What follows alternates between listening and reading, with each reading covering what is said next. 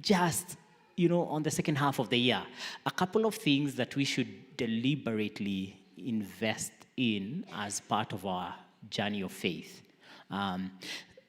So what would it look like to just keep cultivating some of these things for the rest of the year?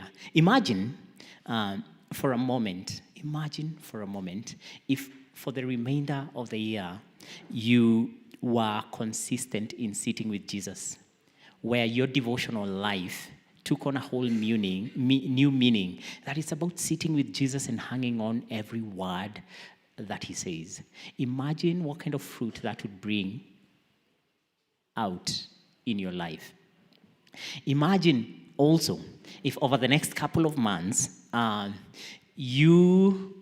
the good news of Jesus Christ became so compelling to you that you took it upon yourself to invite another to become a dedicated follower of Jesus, where you took up the task of making disciples seriously and let it be part of your life. Would that make a difference? Yes, it would. Imagine also if we decided to be keen on serving one another, to be keen on being a blessing to another. That would certainly make a difference in someone's life.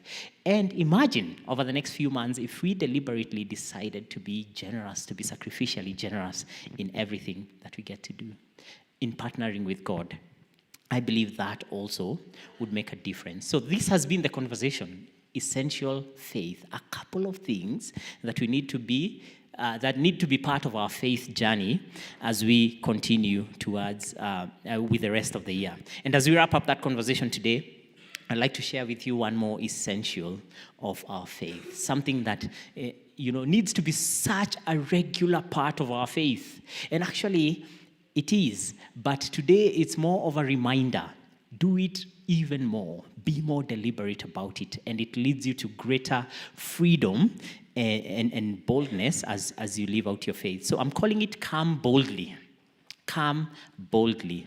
And it's a conversation of turning to God, repenting, those basic words.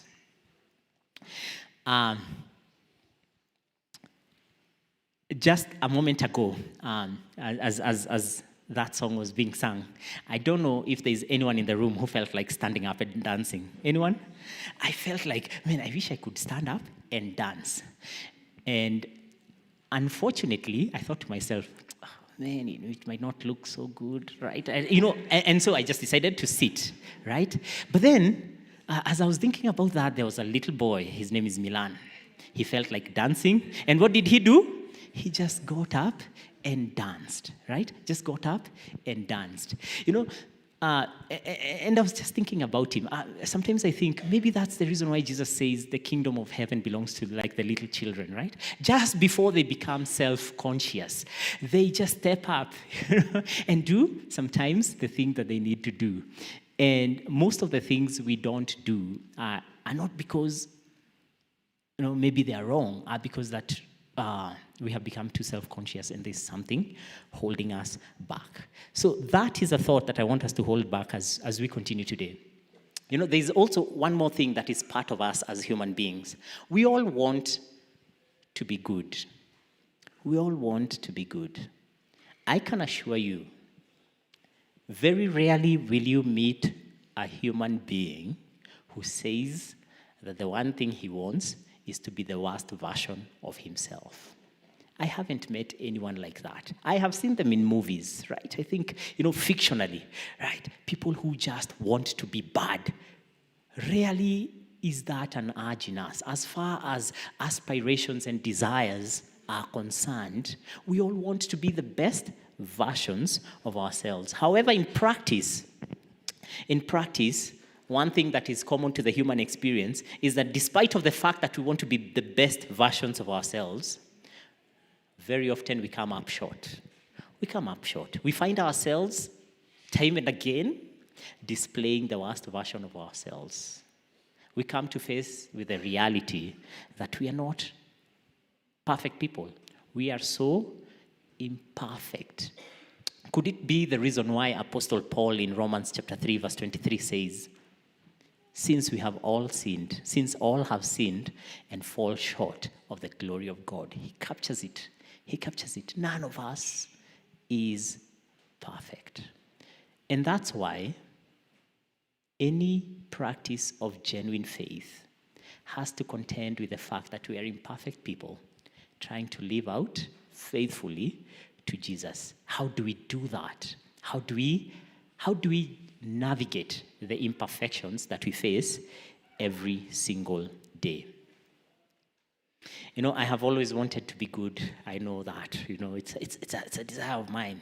As a child, I also discovered that the authority figures around me were very well pleased with me when I displayed good behavior. And so what do you think I did? Tried to display more good behavior. And when I fell short, they became disappointed with me. And so growing up, we strive to be good so that we can be in their good books. But then I became an adult. I got married. I became a parent. And even became a pastor. And through these stages of life, I have realized that it's harder and harder to maintain a perfectly good profile. Anybody who has ever felt that? Be honest, right? Yeah, it's very hard, as we go on with life to maintain a perfectly good profile. And so I have come to contend with the fact that I fall short so frequently. I am not perfect even as I stand here. And the one thing that has helped me, thankfully, is to come to discover that when it comes to God, we never fall out of favor with Him when we fall short.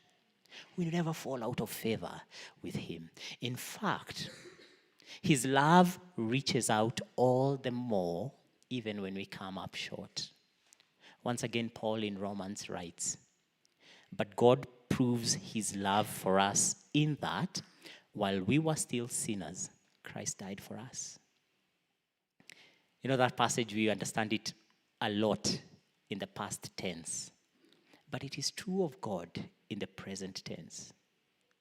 God proves His love for you in that, even when you come up short, Christ still reaches out to you. So this is true of God even this past week. Think about how your week was. Think about how you tried to be the best version of yourselves. Think about those moments when you came up short, right? Even in those moments, God's love was still reaching out to you. So,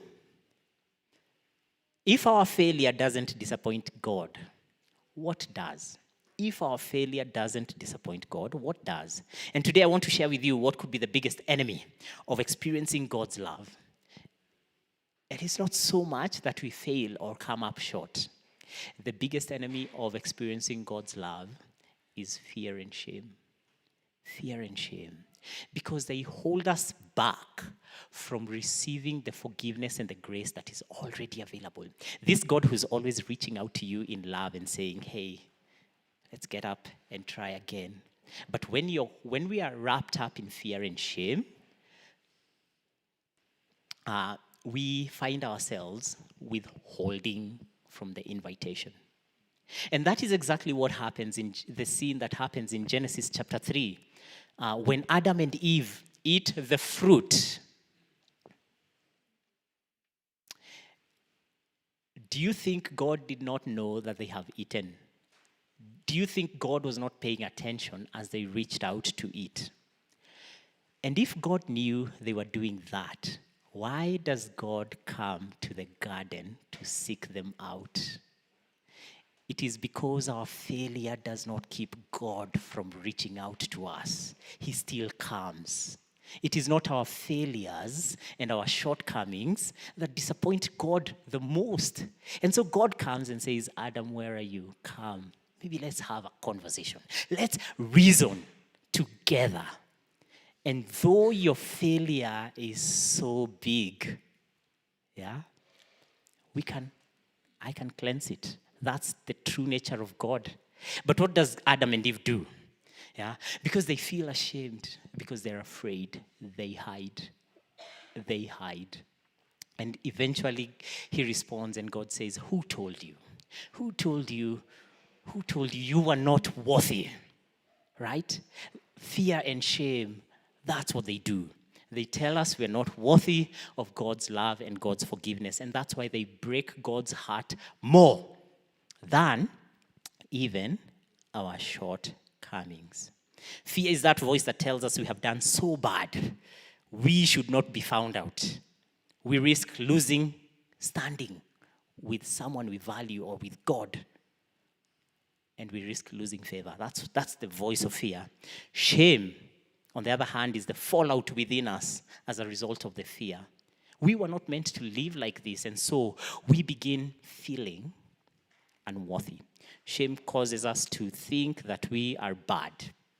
We are bad and unworthy because we have done wrong. It is not our shortcomings that break God's heart the most. It is the effect of fear and shame in our lives that breaks his heart the most. Fear and shame were never meant to be part of the package. Yet they are so common in us. They are so common in us. They are always whispering. I feel like dancing. That song is good. Hey, do you remember the last time you stood up and danced? You don't have good moves. Those kind of voices, right? They break God's heart because they get in the way of us fully embracing God's forgiveness that is so readily offered to us. If God has one thing, he's always reaching out to us. It's like he knows we will stumble and he's available. He's available to dish out forgiveness and mercy and grace. I don't know, stories you can tell of embarrassing moments. I remember hearing that question. You hear that question. What is one of the most embarrassing moments you've ever had? I think for me it's what are the embarrassing moments you've had? There are many, right? As I was thinking about this message, I remembered at some point when I was in high school, and after supper we would go for preps. And this day, I walked into preps late, and I started talking to my desk mates. And a prefect was doing rounds to maintain order, and he just opened the door of our classroom and found me just walking around and talking to my desk mate. So to my classmates. And so he called me outside and told me to stand just outside the class. And then he came to ask me, what's up? Why are you making noise? And I started explaining myself. And he told me, you have uko na spinach kwa meno. I don't even want to talk to you. Just go back, right? I felt so bad, right? I felt so bad. I felt so ashamed. I would meet that prefect over and over again for weeks, and I would still feel like I have what? A spinach between my teeth. Yeah, who has never had spinach between their teeth, right? Yeah, but it happens after every meal. Maybe you gargle, sometimes you forget, right? But is that a reason to carry shame, right? And so shame sticks. Shame reinforces a message that we are unworthy. At that time, when I had spinach in my teeth, I was thinking about it. Did God love me any less? Did God love me any less? But if you asked me what I felt, right? I felt like I was not worthy. How can I have spinach with my teeth? I went back to my desk drooping, and that's the voice of shame. That's what shame does. It amplifies the mistake. We internalize it, and we stick with it. Maybe the spinach in my tooth is less harmful for me than the internalized, voices of shame I have carried over the years, right? The ones that people do not see, the ones that you think nobody else should see, right? What about all the other times I have stumbled? What about all the other times you have stumbled? I can tell you for sure, each one of us, this morning, there is something in us we feel ashamed about. Yeah, mostly connected to our shortcomings. And it can be such a burden. And you would not dare let anyone know about it. And we were never meant to live like that. Often shame tells us that we are not worthy of God's forgiveness. We are not worthy of God's forgiveness. This morning I was remembering a song I used to like years ago. It just came to mind today, out of the blues, as we were talking about this. It's by an old Christian band called DC Talk. Is there anyone here, by chance? We will talk after this, Rachel. Yeah, who knows DC Talk, right? So I remember, I used to love this song a lot. It's called What If I Stumble? And hear the words of the chorus. What if I stumble? What if I fall? What if I lose my step and make fools of us all? Will the love continue when my walk becomes a crawl? What if I stumble? And what if I fall? Isn't that the question, right? Isn't that the question? And as the song continues towards the end, DC Talk responds, and they say, I hear you whispering my name. And you say, my love for you will never change. And that's the space we find ourselves in. What if I stumble? What if I fall? And the key to that is, can you hear God's voice saying, my love for you will never change? Can you disrupt the narratives of shame in our lives and in our world so that you can hear God's voice say, my love for you will never change? Can you live free from shame and fear? Shame and fear were never meant to be part of the package. In as much as we come up short often, shame and fear were never meant to be part of the package. And that's why I consider the following passage of scripture that we're going to look at today such a gift to our faith journeys. It's a passage I have held on for so long. It's a passage I committed myself to memorize because I know just how much I come up short and how much I need God's mercy. So today let's look at Hebrews 4:14 to 16. Hebrews 4:14 to 16.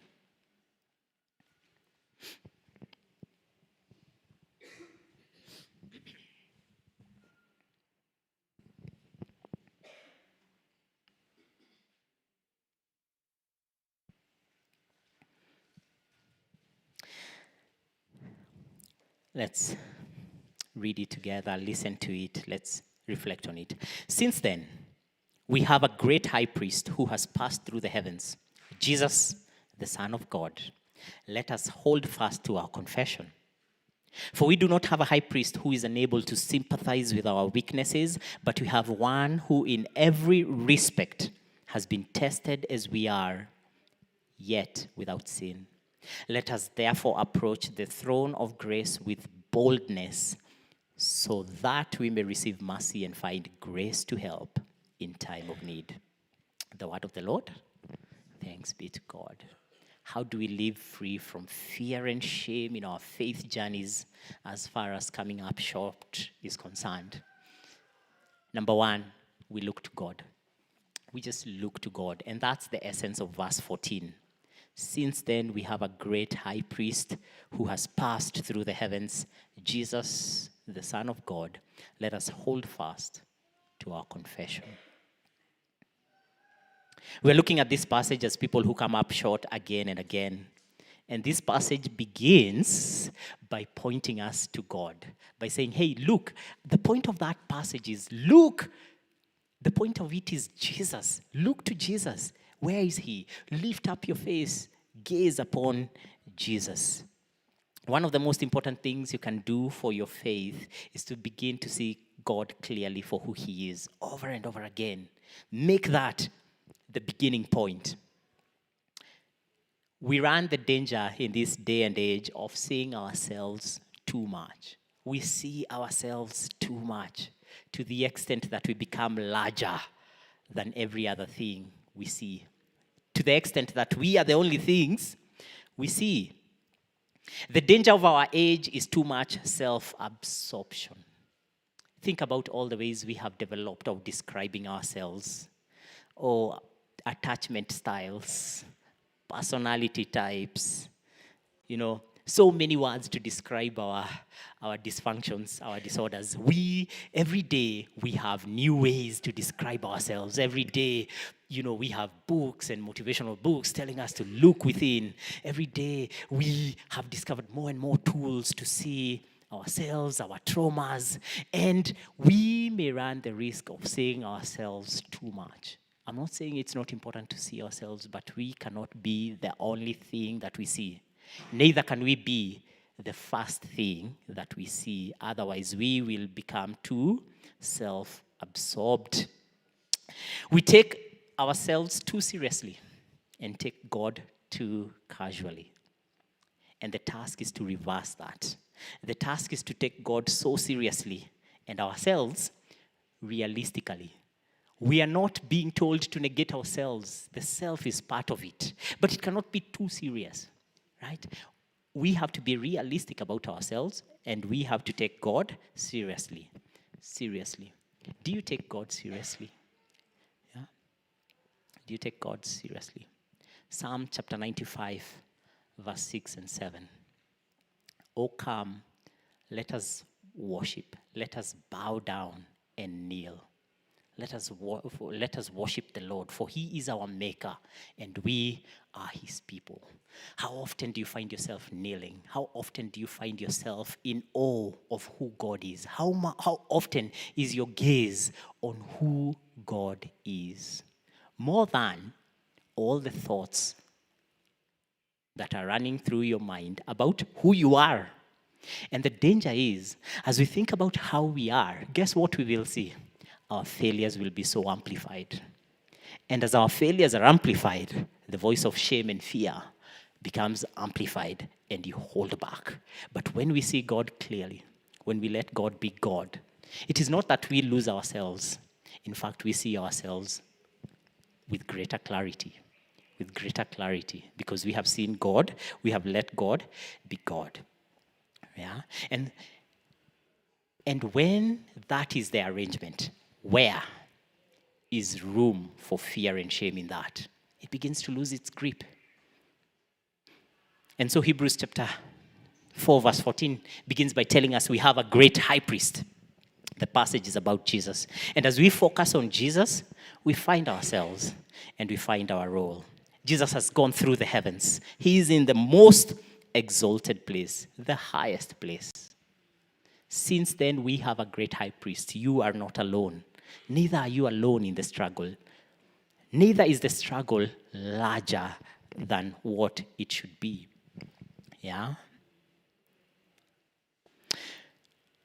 We are invited to a pursuit of God. And when the pursuit of God, through the pursuit of God, we discover more of ourselves. And when we do this, even our faults and our flaws and our shortcomings cease to be mountains of shame and fear, and they lose their grip on us. And I want to ask you, what difference?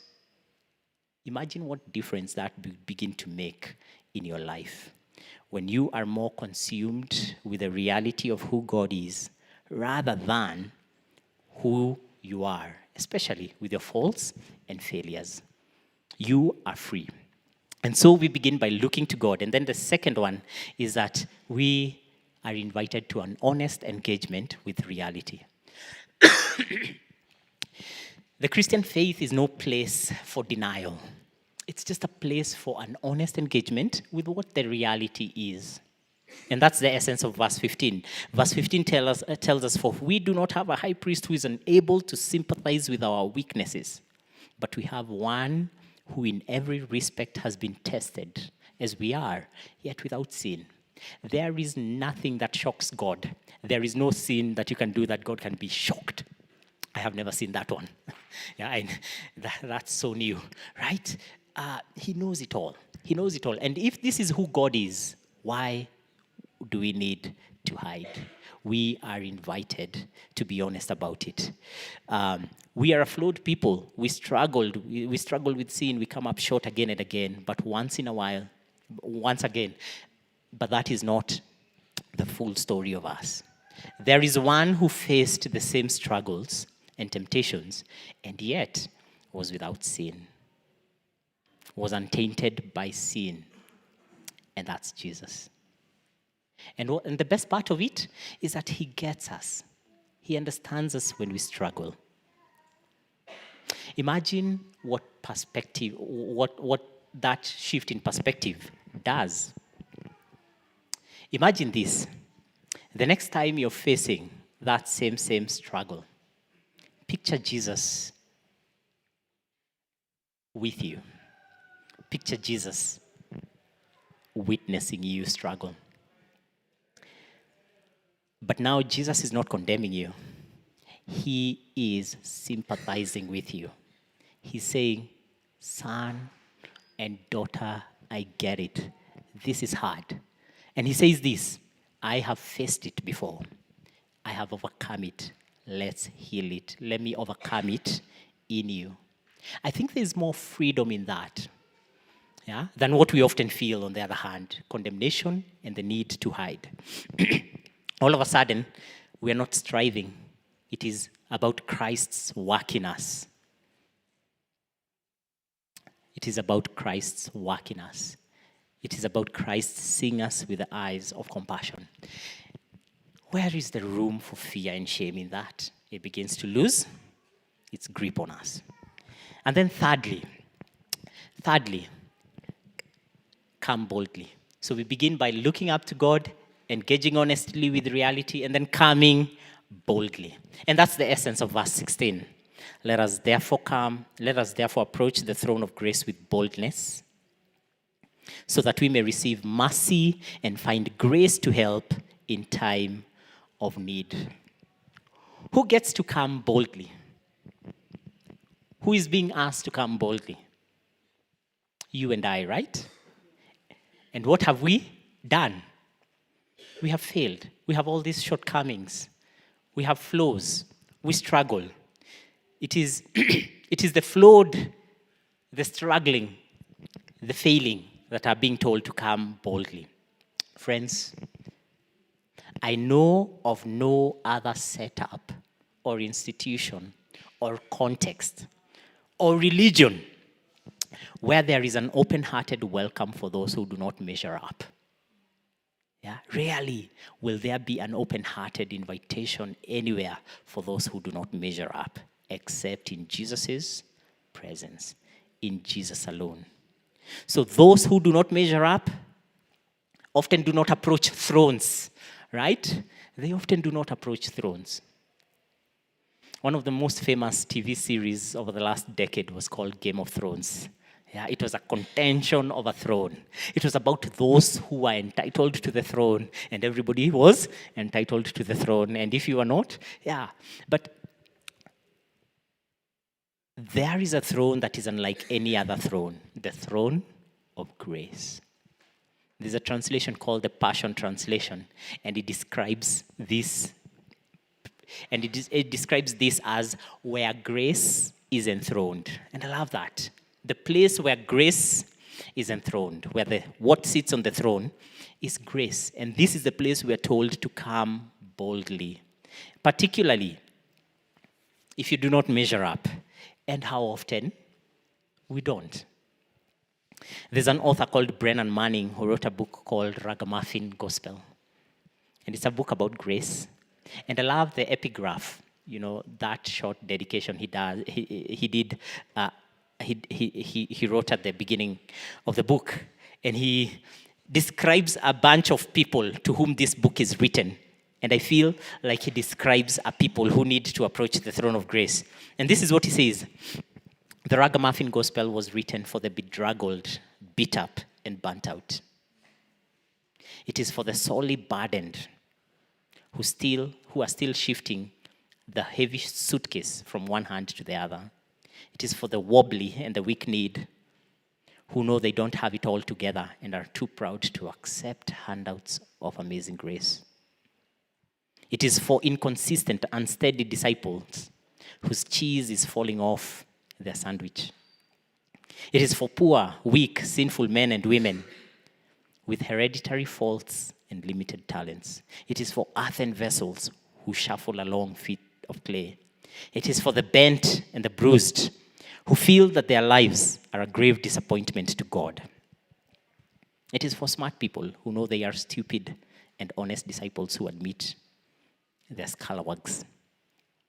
Ragamuffin Gospel is a book I wrote for myself and everyone who has grown weary and discouraged along the way. Those are his words to describe those who need to come boldly to the throne of grace. And I think there are more words to describe us, a people who need to come boldly.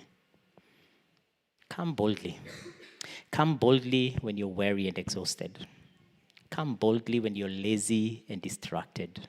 Come boldly when you feel like you have failed again as a parent, as a spouse, as a friend. Come boldly when you succumb to that struggle again and again.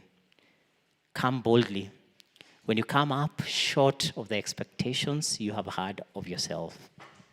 Come boldly when you feel you have let Jesus down again and again.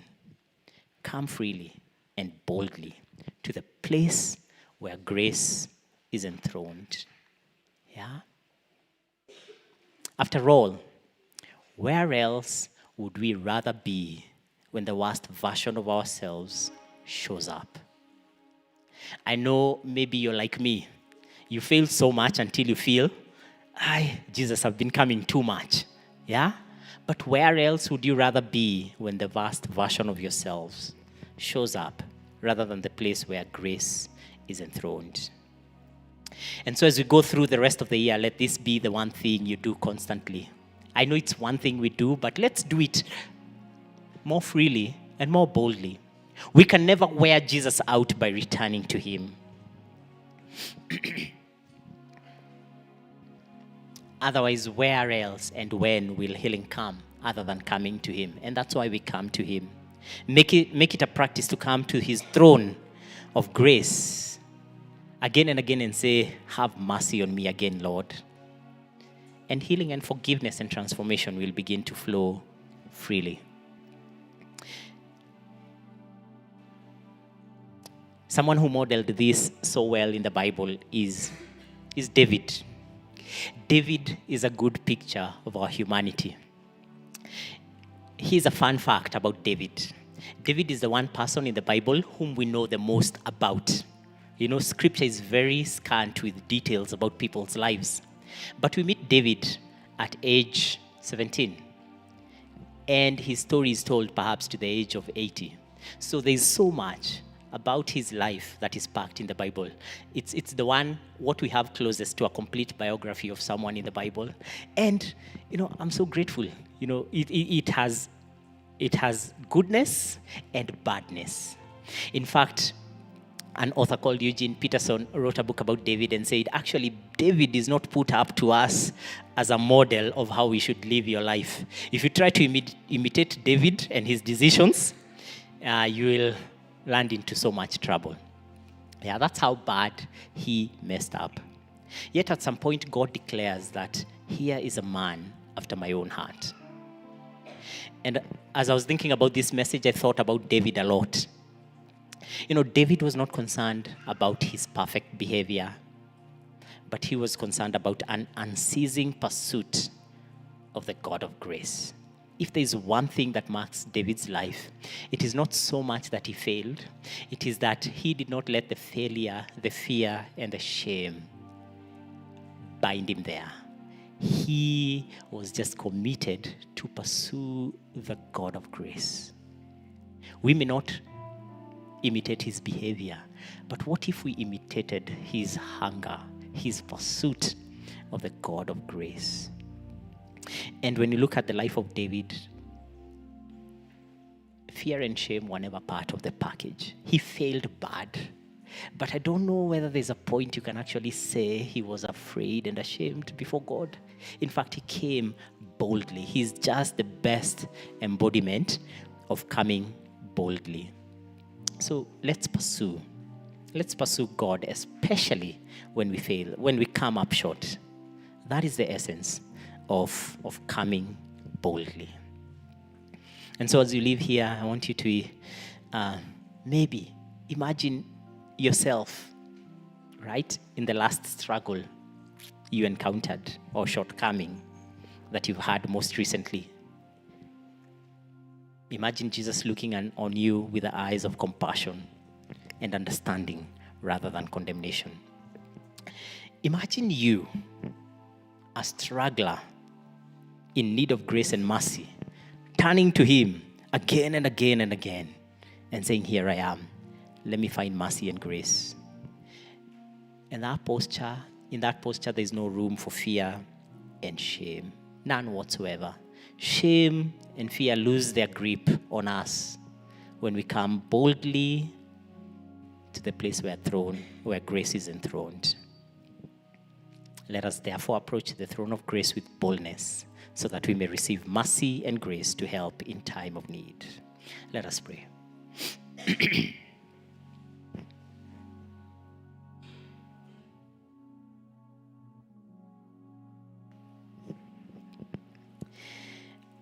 As we begin our prayer, maybe you're here and you've never made a decision to dedicate your life to Jesus. And I don't know what may be holding you back. Maybe the thought that you're so bad. Maybe the thought that this is too hard. I can't accomplish it. And today's message actually just says, come boldly. Come to the place of grace where forgiveness is offered freely. If you've never made a decision to dedicate your life to Jesus and live like that, I would like to pray with you today. You can raise your hand and we'll pray. And you'll just be saying, I bring my life to the God of grace. So is that you? You can raise your hand.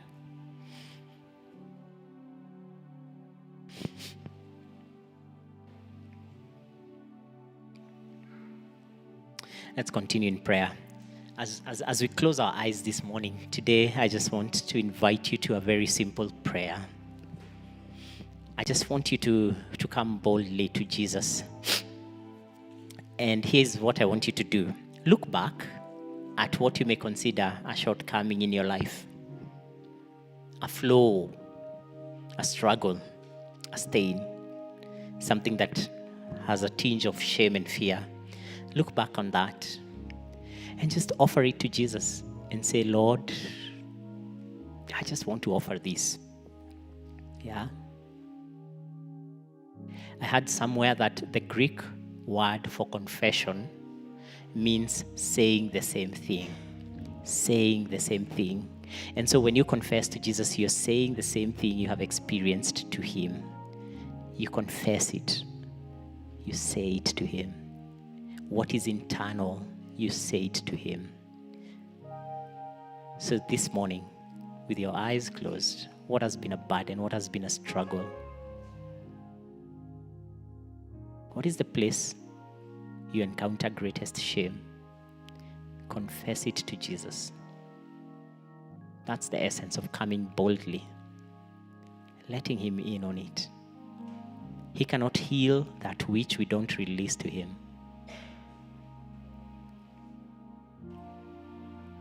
He wants healing and forgiveness to be part of the package, not fear and shame. So take a moment in prayer. And I don't know what the Spirit brings up, but just confess it to Jesus.